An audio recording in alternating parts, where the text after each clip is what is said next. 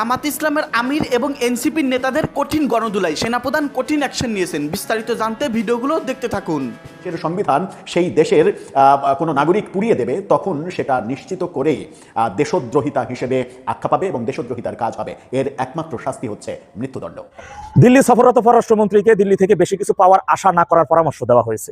আগেই অনুমান করতে পেরেছিলাম যে পররাষ্ট্রমন্ত্রীর দিল্লি সফরে তারেকের সিরা রকমের ভিজবে না। সরাসরি তারেক রহমান এই বিশ্বাস জানান দিলেন এবং এই অভিযোগ তুললেন যে তিনিও মনে করেন শেখ হাসিনা এবং আওয়ামী লীগের মতো যে জামায়াতে ইসলামী ৭১-এ লাখ লাখ মানুষ হত্যা এবং নারী ধর্ষণের সঙ্গে মানে যুদ্ধাপরাধের সঙ্গে সরাসরি জড়িত ছিলেন। আসসালামু আলাইকুম সম্মানিত দর্শক, আজকের ভিডিওটি খুবই গুরুত্বপূর্ণ, অত্যন্ত স্পেশাল। ভিডিওটি না টেনে সম্পূর্ণ দেখবেন। সম্মানিত দর্শক শ্রোতা, জামাত ইসলামের আমির শফিকুর রহমান, জামাত দল এবং অপরদিকে এনসিপির নেতাকর্মী, প্রধান সমন্বয়করা কঠিনভাবে ফেসে গেছেন। তাদের শেষ রক্ষা হচ্ছে না। প্রিয় দর্শক শ্রোতা, আজকের ভিডিওটি দেখলে আপনারা অবাক হয়ে যাবেন। তারা সংবিধান পুড়িয়ে দিয়েছে, বাংলাদেশের সংবিধান পুড়িয়ে দিয়েছে, ৭২-এর সংবিধান। দর্শক, জামাত ইসলামের আমির এবং এনসিপির বিরুদ্ধে কঠিন অ্যাকশন নিয়েছেন বাংলাদেশের সেনাপ্রধান। আজকের এই ভিডিওটি দেখলে আপনারা বিস্তারিত বুঝতে পারবেন। তো দর্শক, বেশি কথা না বাড়িয়ে সরাসরি মূল ভিডিওতে চলে যাই। আপনারা মনোযোগ সহকারে বিস্তারিত ভিডিওগুলো সম্পূর্ণ দেখতে থাকুন। একটি দেশ চলে তার সংবিধান বলে। একটি দেশের সবকিছু, শাসনতন্ত্র থেকে শুরু করে সবকিছু চলে সংবিধানের অধীনে। একটি দেশের সব থেকে বড় সম্পদ তার সংবিধান এবং পতাকা। সংবিধান যদি না থাকে তাহলে সেই দেশের কার্যকারিতা থাকার কথা নয়। অবশ্য ভিন্ন যুক্তিও দিতে পারেন, বলতে পারেন ব্রিটেনে তো সংবিধান নেই, লিখিত কোনো সংবিধান নেই, তাহলে ব্রিটেন চলছে কিভাবে, ব্রিটেনের মতো এত সফল দেশ কিভাবে তার কার্যক্রম পরিচালনা করে, সেই প্রশ্ন তুলতে পারেন। কিন্তু ব্রিটেনেও একটা সংবিধান আছে যেটা অলিখিত সংবিধান। ব্রিটেনের জনগণের মতো অত সভ্য আমরা হয়েছে কিনা সেই প্রশ্ন একবার বিবেচনা করলেই বোঝা যাবে যে একটি দেশের জন্য সংবিধান কতটা গুরুত্বপূর্ণ, কতটা মর্যাদার, কতটা সম্মানের জিনিস। সেই সংবিধানকে কেউ যদি পদদলিত করে, সেই সংবিধানকে কেউ যদি আগুন জ্বালিয়ে দেয়, সেই সংবিধানকে কেউ যদি কি বলবে যে বেইজ্জতি করে, অসম্মান করে, অসম্মান, তর্ক বিতর্ক মানে এটা নিয়ে দ্বিমত অনেক কিছুই হয়তো একটা মানে গ্রহণযোগ্যতার একটা টলারেন্সের মধ্যে হয়তো কখনো কখনো থাকে। কিন্তু যখন একটি দেশের সংবিধান সেই দেশের কোনো নাগরিক পুড়িয়ে দেবে, তখন সেটা নিশ্চিত করেই দেশদ্রোহিতা হিসেবে আখ্যা পাবে এবং দেশদ্রোহিতার কাজ হবে। এর একমাত্র শাস্তি হচ্ছে মৃত্যুদণ্ড। অথচ বাংলাদেশে সেটা কি হবে কিংবা হওয়ার কোনো সম্ভাবনা রয়েছে? যেটা গত রাতে বাংলাদেশের রাজধানীর প্রাণকেন্দ্র এবং প্রাচ্যের অক্সফোর্ড বলে খ্যাত ঢাকা বিশ্ববিদ্যালয়ের সব থেকে গুরুত্বপূর্ণ জায়গা টিএসসিতে সংবিধান পুড়িয়ে দেওয়া হলো। ৭২-এর সংবিধানকে পুড়িয়ে দিয়ে নগ্ন বেসামাল স্লোগান দেওয়া হলো এবং সেই স্লোগান দিয়ে তাদের পরিচয় জানান দেওয়া হলো যে তারা কারা। এটা যখন আমরা জানলাম, ভিডিও চিত্রে যখন স্পষ্ট দেখা গেল, সেটা স্থির চিত্রে তখন যেটা স্পষ্ট দেখা গেল, তখন এই কর্মকাণ্ড যারা করেছে এবং এদের পেছনে যারা রয়েছে তাদেরকে কি দেশদ্রোহিতার অভিযোগে গ্রেপ্তার করা হবে, নাকি রাষ্ট্রযন্ত্র ক্লিবের ভূমিকা পালন করবে? চলুন একটু আলোচনা করে দেখি যে কোন পথে চলেছে আমার এই প্রিয় স্বদেশ। অদ্ভুত উটের পিঠে চলেছে স্বদেশ, এই যে কবির বয়ান, সেই কবির বয়ান আজকে মহাসত্যে পরিণত হতে চলেছে কিনা। থাকবেন পলিটিক্স টিভির নিয়মিত আয়োজনে।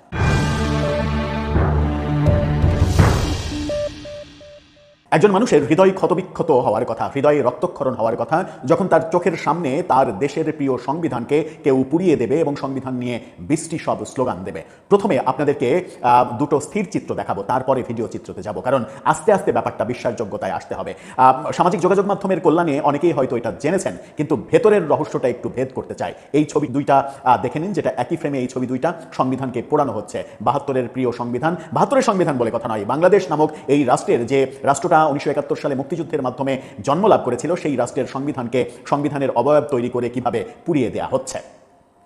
এই দৃশ্য যারা ঘটিয়েছে, যারা ওখানে স্লোগান দিয়েছে, স্লোগানগুলো কি? স্লোগানগুলো হচ্ছে ইনকিলাব ইনকিলাব, জিন্দাবাদ জিন্দাবাদ। এই স্লোগান কাদের? স্লোগানগুলো কি? তুমি কে, আমি কে, হাদি হাদি। এই স্লোগানগুলো কাদের? স্লোগানগুলো কি? ৭২-এর সংবিধান জ্বালিয়ে দাও, পুড়িয়ে দাও, মুজিববাদী সংবিধান জ্বালিয়ে দাও, পুড়িয়ে দাও, ভারতের সংবিধান জ্বালিয়ে দাও, পুড়িয়ে দাও। এই সংবিধান ভারতের লেখা, এই বক্তব্য কারা দিয়েছে, কারা দিয়ে যাচ্ছে? এই বাংলাদেশে বসে থেকে বহাল তবিয়তে কারা এগুলো বলে যাচ্ছে, প্রতিনিয়ত এই বয়ানগুলো দিয়ে যাচ্ছে? কারা বলছে 14ই ডিসেম্বর বুদ্ধিজীবীদের ভারতীয়রা মেরেছে, পাকিস্তানিরা মারেনি? কারা বলছে 25শে মার্চের রাতে ওই মুক্তিযোদ্ধারা আর ভারতীয় দোসররা মেরেছে বুদ্ধিজীবীদের? এরা কারা বলছে বাংলাদেশে গণহত্যা চালিয়েছে ভারতীয় বাহিনী? এটা কারা বলছে? কারা? কাদের এই অধ্যত্ব? কারা বলছে 16ই ডিসেম্বর বিজয় দিবস মানি না? কারা বলছে? কারা বলছে অন্য একটা বিজয় দিবস আমাদের খুঁজতে হবে। এখানে যে স্লোগান হলো ভারতের সংবিধান জ্বালিয়ে দাও পুড়িয়ে দাও, মুজিববাদী সংবিধান জ্বালিয়ে দাও পুড়িয়ে দাও, 72-এর সংবিধান জ্বালিয়ে দাও পুড়িয়ে দাও, তুমি কে আমি কে, হাদি হাদি, ইনকিলাব ইনকিলাব, জিন্দাবাদ জিন্দাবাদ, যে স্লোগানগুলো দেওয়া হলো এবং স্লোগান দিয়ে এই সংবিধান পুড়িয়ে দেওয়া হলো, তাদের ব্যাপারে রাষ্ট্র কি এতটুকু ভূমিকা পালন করবে, নাকি রাষ্ট্র পৃথিবীর সর্বশ্রেষ্ঠ ক্লিবের আচরণ করে যাবে? ভিডিওটা যে ভিডিও দেখলে একজন স্বাভাবিক মানুষ স্বাভাবিক থাকার কথা নয়, সেই ভিডিওর কয়েকটা মুহূর্ত কাট কাট কাট কাট করে আপনারা একটু দেখে আসুন, স্লোগানগুলো শুনে আসুন।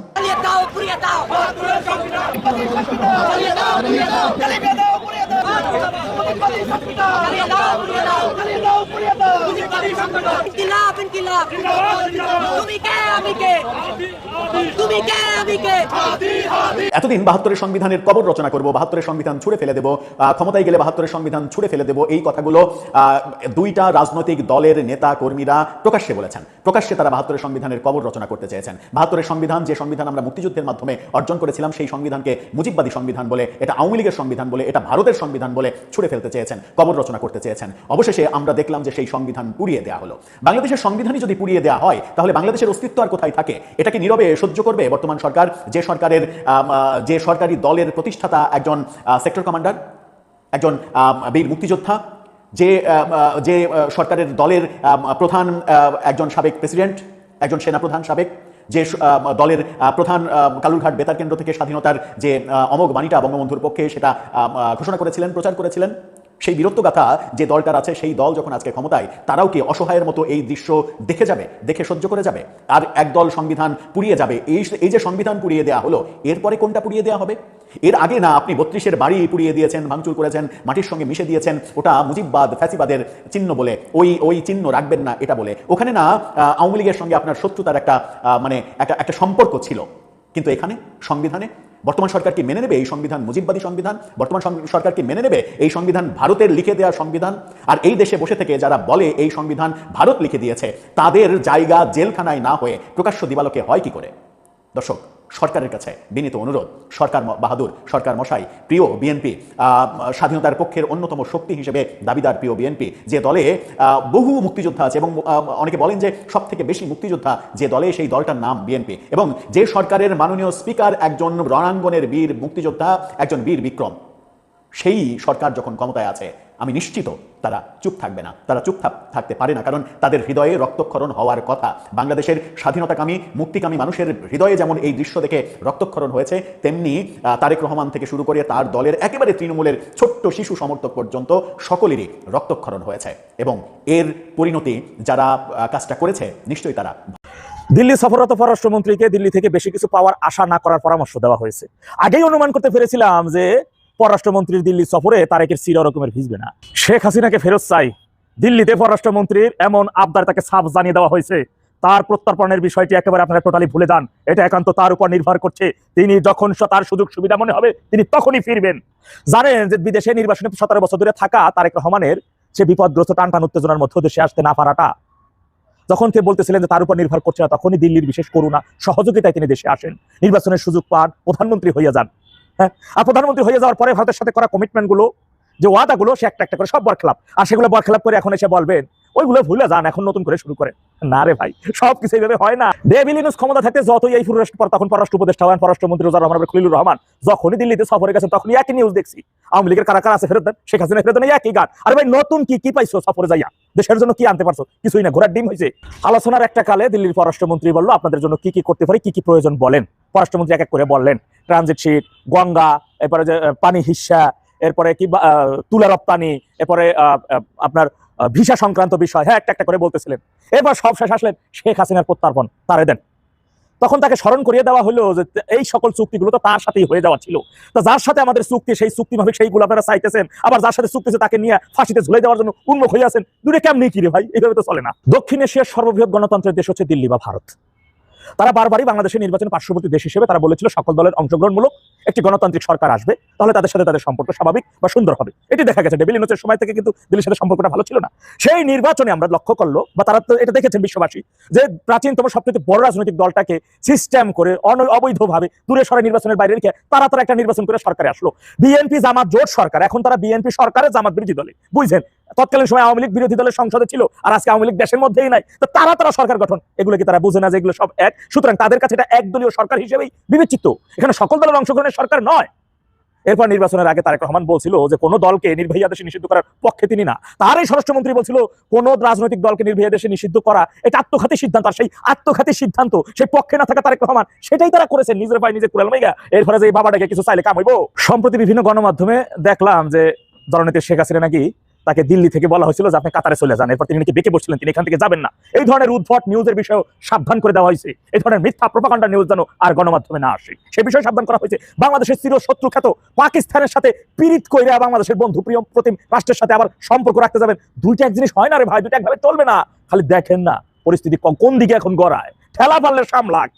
বাংলাদেশের মহান মুক্তিযুদ্ধের সময় সহযোগিতার হাত বাড়িয়ে দিয়ে পরীক্ষিত বন্ধু প্রতিমের জায়গাটা দখল করে নেওয়ার যে সকল রাষ্ট্রগুলো আছে, তারা বাংলাদেশের মহান মুক্তিযুদ্ধে বিষয় তাদের অবস্থান সে আগের নীতিতে থাকলেই হবে। দেশের মধ্যে থাকা কোনো দল বা ব্যক্তির করুণা বা সহযোগিতায় আওয়ামী লীগ ফিরে আসবে না। আওয়ামী লীগ তার আপন গতিতে নিজ শক্তিতে নিজের মেরুদণ্ড সোজা রেখেই দুর্বার আন্দোলনের মাধ্যমে, দুর্বার একটি তুফান তৈরির মাধ্যমে, একটি চাকুরির মাধ্যমে খুব অচিরেই ফিরে আসবে প্রলয় হলে। এমন প্রলয় সৃষ্টি হবে যে প্রলয়ে রাজাকারের বাচ্চা, জঙ্গি এবং তাদের প্রশ্রয়দাতারা সবকিছু নিমেষেই ধ্বংস হয়ে যাবে, বাতার সাথে উড়ে নিমেষেই একেবারে ছাই হয়ে যাবে ইনশাআল্লাহ। জয় বাংলা, জয় বঙ্গবন্ধু, বাংলাদেশ চিরজীবী। তারেক রহমান এই বিশ্বাস জানান দিলেন এবং এই অভিযোগ তুললেন যে তিনিও মনে করেন শেখ হাসিনা এবং আওয়ামী লীগের মতো যে জামায়াতে ইসলামী ৭১-এ লাখ লাখ মানুষ হত্যা এবং নারী ধর্ষণের সঙ্গে মানে যুদ্ধাপরাধের সঙ্গে সরাসরি জড়িত ছিলেন। বাংলাদেশের সংসদে আওয়ামী লীগের রাজনৈতিক কার্যক্রম নিষিদ্ধ করে রাখার আইন পাশ হওয়ার পর এখন এমন একটা আইন পাশ হয়েছে যে আইনটি থাকলে বাংলাদেশে জামায়াতে ইসলামীকে যুদ্ধাপরাধের দায়ে নিশ্চিতভাবেই আবারও অভিযুক্ত করে আন্তর্জাতিক অপরাধ ট্রাইব্যুনালে কিংবা অন্য কোনো আদালতে বিচারের মুখোমুখি করা সম্ভব হবে। কারণ বাংলাদেশে জাতীয় মুক্তিযোদ্ধা কাউন্সিল অধ্যাদেশকে আইনে রূপ দিতে একটা বিল পাশ করেছে জাতীয় সংসদ, এবং সেখানে মুক্তিযুদ্ধের সময় পাকিস্তানের হানাদার বাহিনীর সহযোগী হিসেবে তৎকালীন মুসলিম লীগ, জামায়াতে ইসলামী এবং নেজামে ইসলামীর পার্টির নাম বহাল রাখা হয়েছে। এই বিষয়ে জামায়াতের পক্ষ থেকে আপত্তি জানিয়েছিলেন দলের আমির বিরোধী দলীয় নেতা শফিকুর রহমান, কিন্তু বিস্ময়করভাবে জামায়াতের নেতৃত্বাধীন 11 দলীয় জোটের অন্যতম শরিক দল জাতীয় নাগরিক পার্টি এনসিপি পর্যন্ত এই বিপদে জামায়াতে ইসলামীর পাশে দাঁড়ায়নি। তারা নাকি লিখিতভাবে স্পিকারকে জানিয়েছে যে তাদের এই বিলে কোনো আপত্তি নাই। জামায়াতের আমির এমন বিপদে এবং এমন একা পড়ে গিয়েছিলেন, 1971 সালে তারা পাকিস্তানি বাহিনীর সহযোগী ছিলেন, এই কথা চিহ্নিত করে কোনো বিল পাশ করা ঠিক হবে না সে কথা বলতে দাঁড়িয়ে যে শেষ পর্যন্ত তিনি বলেছেন যে আল্লাহ ভালো জানেন 71-এ কার কি ভূমিকা ছিল। তিনি সংসদে দাঁড়িয়ে বলেন যে আল্লাহ তাআলা তাঁর নিখুঁত ও পূর্ণাঙ্গ এবং একমাত্র সাক্ষী, বাকি আমরা যারা আছি তারা ওই চরম সময়ে কার কি ভূমিকা ছিল তার আংশিক সাক্ষী, কিন্তু আল্লাহ তাআলাই পূর্ণাঙ্গ সাক্ষী। সে কারণে তখন জামায়াতে ইসলামীর আমির বিরোধী দলীয় নেতা দাঁড়িয়ে বলেন যে আমাদের এই অঞ্চল দুইবার স্বাধীন হয়েছে, 47-এ একবার, 23 বছর পর মুক্তিযুদ্ধের মধ্য দিয়ে দ্বিতীয়বার। মহান মুক্তিযুদ্ধে যারা দেশ এবং জাতির জন্য বীরত্বপূর্ণ ভূমিকা রেখে লড়াই করেছিলেন তাদের সকলের প্রতি গভীর শ্রদ্ধা নিবেদন করি, এবং বলে তিনি 1971 সালের পর কিভাবে রাজনৈতিক সরকারগুলো প্রত্যাশা পূরণ করতে পারেন নাই তার একটা বয়ান তুলে ধরেন সংসদে। জামায়াতে ইসলামীর আমির বলেন যে বুক ভরা আশা নিয়ে দেশ স্বাধীন হলেও সে আকাঙ্ক্ষা তখনকার শাসকরা পূরণ করতে পারেননি, এমনকি স্বাধীনতার পরপর বাকশাল কায়েমের মাধ্যমে বহুদলীয় গণতন্ত্র হত্যা করা হয়েছিল, এবং 75-এর পট পরিবর্তনের পর তার ধারাবাহিকতায় মরহুম প্রেসিডেন্ট জিয়াউর রহমানের হাতে নিঃসন্দেহে বহুদলীয় গণতন্ত্র ফিরে এসেছে। এর সুফল পরবর্তী পর্যায়ে জাতি পেয়েছে, আজকের পার্লামেন্ট সেই ধারাবাহিকতার অংশ। মানে জামায়াতে ইসলামীর আমির যে প্রেসিডেন্ট জিয়াউর রহমানের প্রতি কৃতজ্ঞতা জানাবেন সেটা খুবই স্বাভাবিক, কারণ প্রেসিডেন্ট জিয়াউর রহমানই জামায়াতে ইসলামীকে বাংলাদেশের রাজনীতিতে আবারও রাজনীতি করার স্বীকৃতি দিয়েছিলেন, রাজনীতিতে ফিরিয়ে এনেছিলেন। তো শফিকুর রহমান এই সংসদে দাঁড়িয়ে প্রেসিডেন্ট জিয়ার পুত্র তারেক রহমান এবং প্রেসিডেন্ট জিয়ার প্রতিষ্ঠিত দল বিএনপিকে মনে করিয়েছেন যে এই প্রস্তাবিত এই বিলে যে প্রস্তাবনা আনা হয়েছে, মানে পাকিস্তানি হানাদার বাহিনীর সহযোগী জামায়াতে ইসলামী, নেজামে ইসলামী আর মুসলিম লীগ, শফিকুর রহমান বলেন যে মরহুম প্রেসিডেন্ট জিয়াউর রহমান তিনিও তো এই ধরনের একটা প্রস্তাব আনেন নাই আগে, মানে এই তিন দলের নাম যে সংযুক্ত করতে হবে সেরকম কোনো প্রস্তাব তো তিনি আনেন নাই। 3 বারের অতি সম্মানীয় প্রধানমন্ত্রী খালেদা জিয়া তিনিও আনেন নাই। এ জিনিসটা সংজ্ঞায় অন্তর্ভুক্ত করে নিয়ে আসলেন ফ্যাসিস্টের বিকৃত একজন প্রতিভু শেখ হাসিনা, এবং পরবর্তী পর্যায়ে ইন্টারিম গভর্নমেন্ট তার ধারাবাহিকতা রক্ষা করেছিল সামান্য পরিবর্তন সহ। জামায়াত আমির বলেন কি আছে এখানে, তৎকালীন 3টা সংগঠনের নাম নেওয়া হয়েছে, তৎকালীন মুসলিম লীগ, জামায়াতে ইসলামী, নেজামি ইসলামী পার্টি। এখন বুঝতেই পারছেন জামায়াতে ইসলামী পার্টির বিপদটা কি।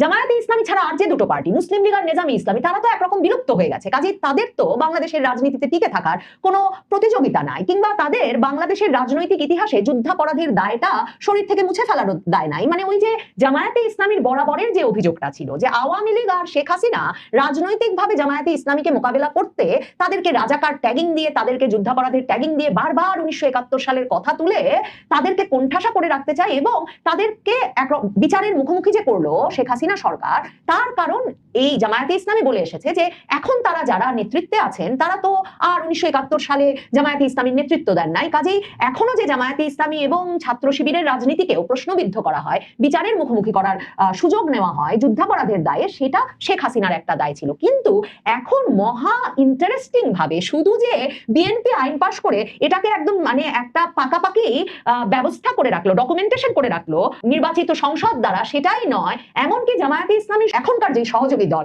জামায়াতে ইসলামীর মিত্র দল জাতীয় নাগরিক পার্টি, তারা লিখিত। সম্মানিত দর্শক, আশা করতেছি বিস্তারিত ভিডিওগুলো আপনারা সম্পূর্ণ মনোযোগ সহকারে শুনেছেন এবং দেখেছেন। প্রিয় দর্শক, আজকের এই ভিডিওতে আপনারা যে আলোচনাগুলো শুনতে পারলেন, রাজনৈতিক বিশেষজ্ঞরা যেসব আলোচনা করলো, প্রিয় দর্শক আপনারা সকলে দেখলেন। তাছাড়া বর্তমান দেশের প্রেক্ষাপট, রাজনৈতিক অবস্থা, রাজনৈতিক অস্থিরতা, মানে সমস্ত কিছু মিলিয়ে আমাদের দেশ কোন দিকে যাচ্ছে, দর্শক আপনাদের কি মনে হচ্ছে? আপনাদের মতামত ভিডিওর কমেন্টে অবশ্যই লিখে জানিয়ে দিবেন। প্রিয় দর্শক, ভিডিওটি এখানে শেষ করছি। সকলে ভালো থাকবেন, দেখা হবে নতুন কোনো ভিডিও নিয়ে।